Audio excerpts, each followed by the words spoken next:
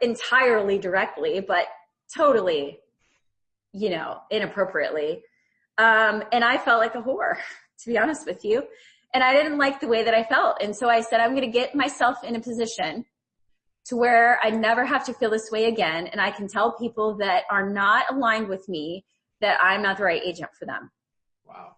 And so I worked really hard to get my finances in order, to get my money in place, to get the reserve in place so that I could tell people like that to go fly a kite.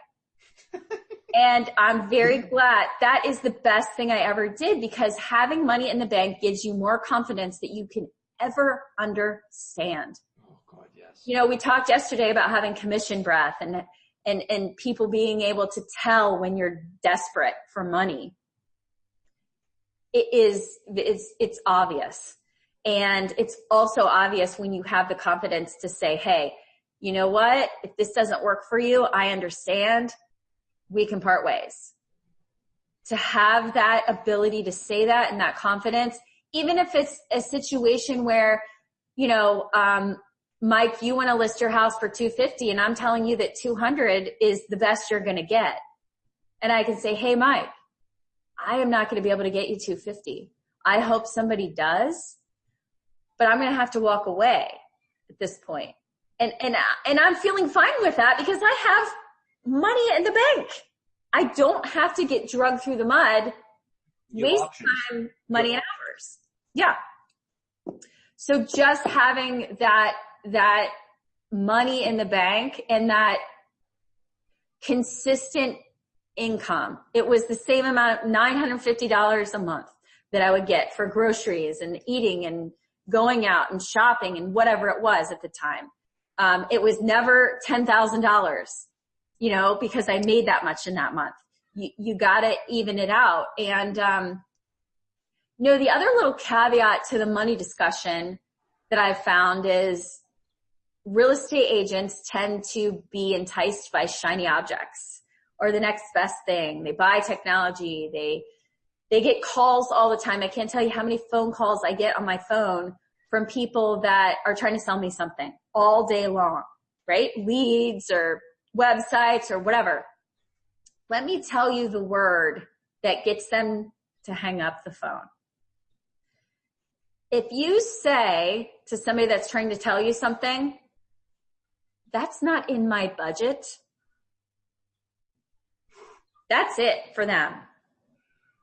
Once you use that word, if they know that you have a budget, then they know that you're at a level where you're serious about business and you're not going to be their client because they're selling you crap, basically. They know that if you have a budget and you use the word budget, you're financially literate. Yeah. And most of the stuff they're selling is for you to make a quick buck. And if you have a budget, you know that you don't need a quick buck because you're budgeting yourself and you have discipline and you know what you're doing.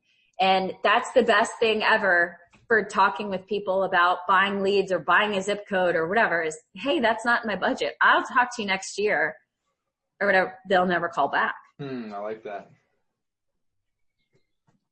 More money, more problems though. Go into a little bit about, okay, so is the, obviously with the tax bill, it was, you ran into that situation.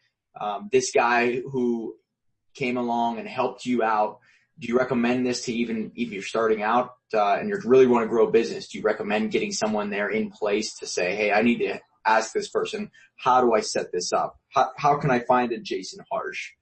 Do you say this to people in the very beginning or once they start making money? I mean, I think if people don't have a budget in place or they've never made variable income before, they need to figure out how to live that way. Not everyone can figure out how to live that way. Even the top producing agents in the country haven't figured out how to live that way.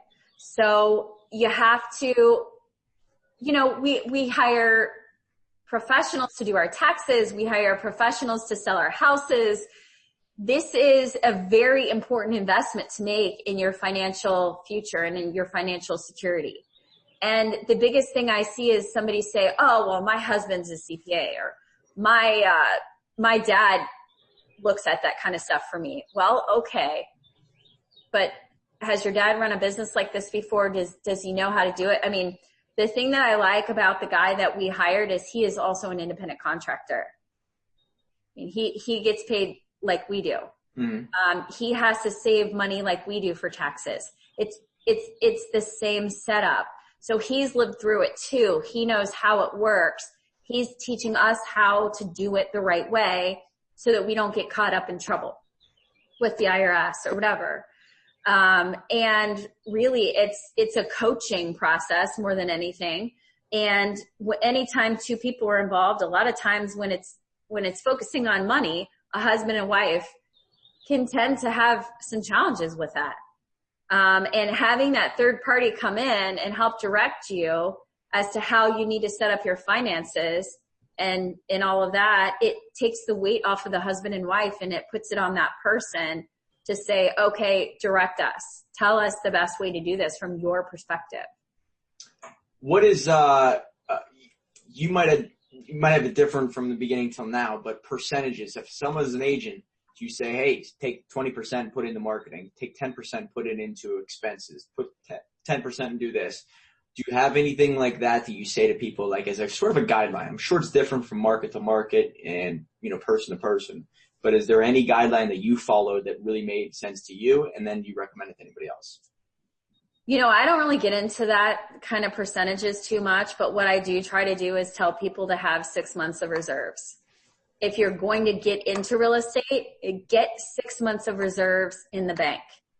If you're going to go through your first year, get 6 months of reserve because, this work takes even me.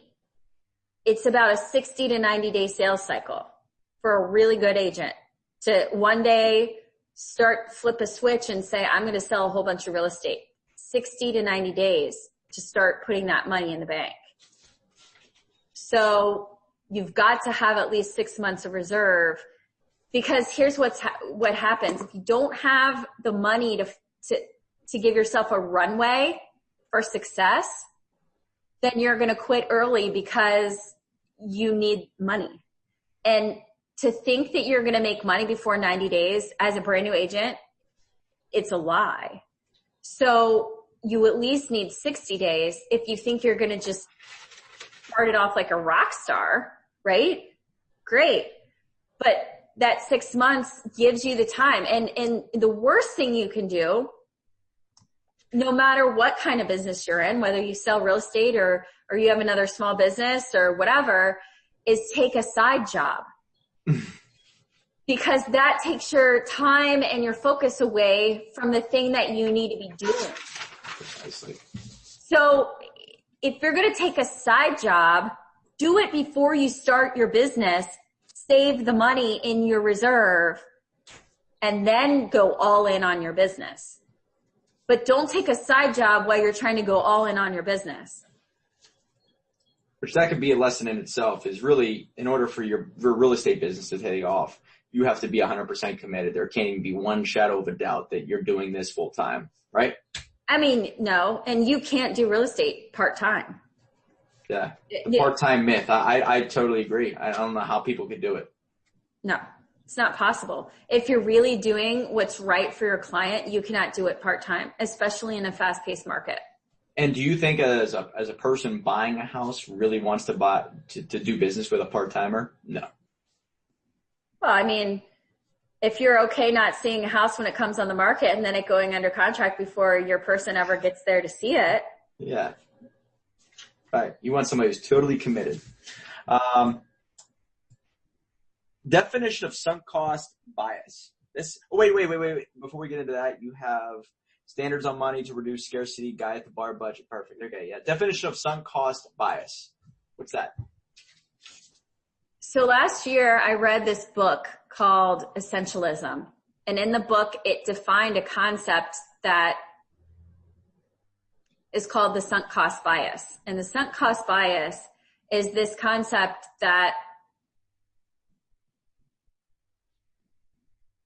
you can try to push something forward for so long until you finally realize